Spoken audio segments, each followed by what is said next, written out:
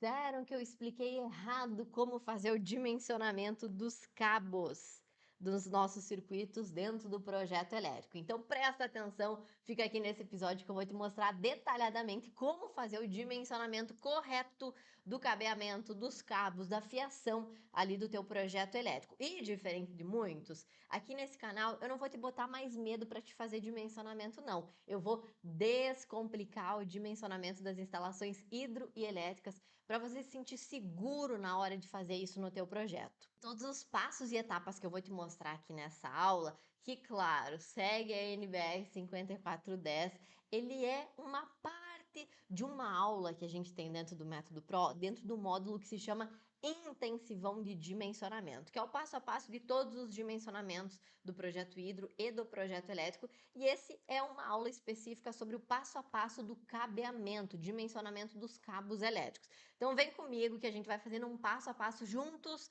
e com exemplo.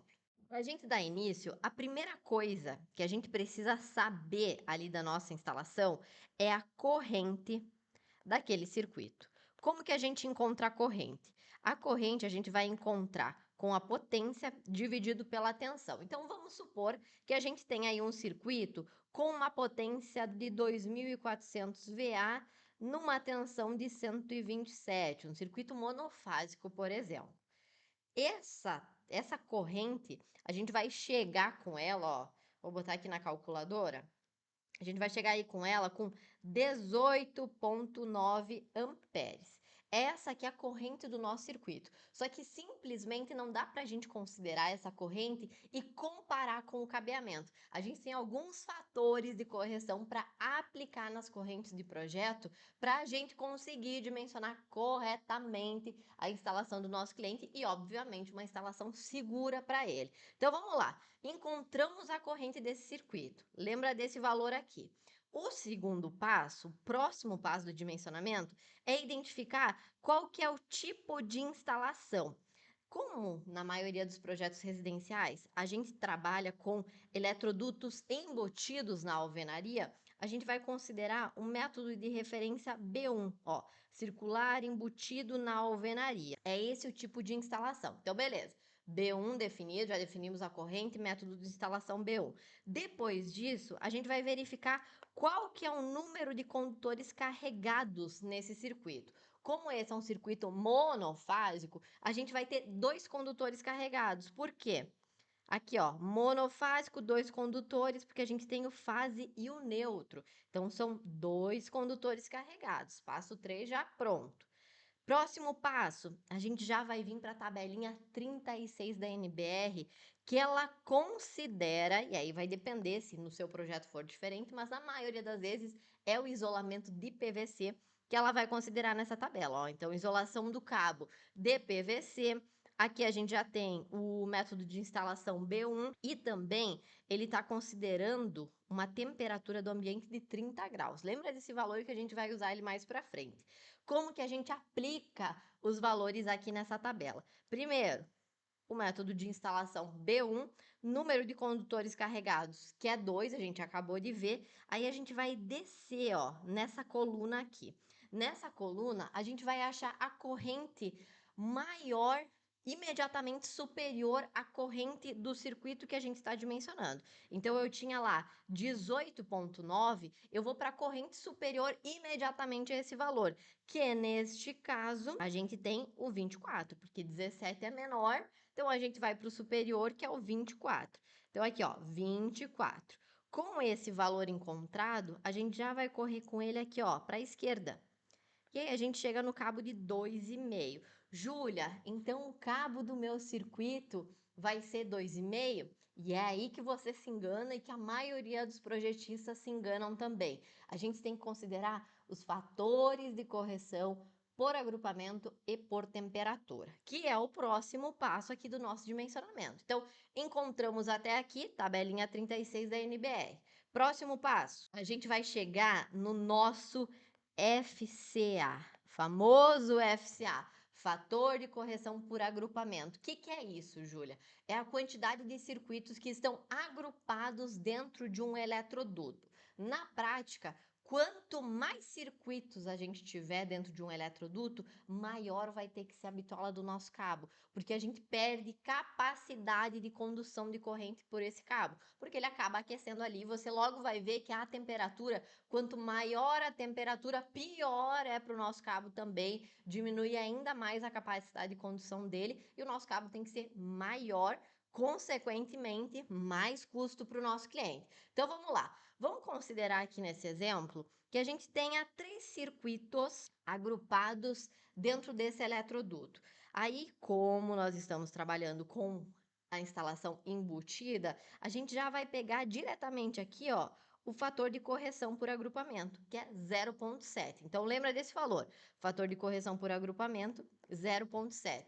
Depois disso, a gente ainda tem o fator de correção por temperatura. Acabei de falar agora para você. Quanto mais quente, pior é para nossa instalação. E aqui, ó, ele determina para gente, na verdade, a dona NBR, que quando a gente tem um ambiente com uma temperatura média diferente de 30 graus, a gente vai considerar esses fatores de correção. Como aqui a gente está trabalhando com PVC, vamos imaginar aqui para esse exemplo que a gente está em um ambiente com uma temperatura média aí de 35 graus, que é uma situação pior do que a 30 graus. Então, quando eu tenho 35 graus aqui médio desse ambiente, o meu fator de correção por temperatura é 0,94. Então, lembra desse item também. 0,94. E agora, a gente vai aplicar um cálculo bem simples. A gente vai pegar a corrente que a gente encontrou aqui, ó, na nossa tabela 36, que é 24, e a gente vai multiplicar pelos nossos fatores de correção. Então, para o cabo 2,5, eu vou pegar os 24 amperes vezes 0,7 do fator de correção por agrupamento e o 0,94 do fator de correção por temperatura. Vamos multiplicar aqui esses valores. A gente vai chegar numa corrente de 15,8 amperes. E olha a comparação que a gente precisa fazer. Essa corrente que a gente acabou de dimensionar aqui, ela tem que ser maior do que a corrente do nosso circuito. Lembra que a corrente do nosso circuito era 18,9? Isso significa que o 15,8 é menor do que o 18,9 amperes. Então, o cabo de 2,5, ele não atende essa instalação. Essa instalação vai ficar subdimensionada, porque eu preciso aplicar os fatores de correção nas correntes de projeto. E aí, Júlia, qual que vai ser a bitola que eu vou aplicar para o meu projeto? A gente vai subir uma bitola, então nesse caso do 2,5 a gente vai para o 4 milímetros e a gente vai fazer o mesmo cálculo. A gente vai lá na tabelinha 36 da NBR, ó, para 4 milímetros, eu vou ter a corrente de 32 amperes nesse cabo. Só que na situação que o meu cabo vai ser executado, na instalação com agrupamento e com temperatura, a gente vai ter uma corrente diferente. 32 vezes o mesmo fator de agrupamento, vezes o mesmo fator de temperatura, e a gente vai chegar em uma corrente de 21,0 amperes, que é o quê? Maior do que a corrente do nosso circuito que a gente está projetando. Então, esse é o cabo que atende ao circuito que a gente está dimensionando. Então, Júlia, vou considerar 4 milímetros aqui para minha instalação? Aí entra o teu papel de projetista e não só reprodutor da norma. Coloca aqui para mim nos comentários qual que é a tua opinião. Vamos deixar os 4 milímetros aqui para o nosso cliente ou tem alguma coisa que nós, como projetistas, podemos fazer no projeto para baratear essa instalação e voltar a atender o dimensionamento com 2,5 milímetros? Escreve aqui nos comentários que eu vou te responder com o que eu, Júlia, faria como projetista para ainda deixar a instalação do meu cliente segura e também econômica, para que ele gaste só o que ele realmente precisa na instalação dele. Se ficou com alguma dúvida, também deixa aqui nos comentários que eu vou adorar te ajudar e eu encontro você no próximo episódio.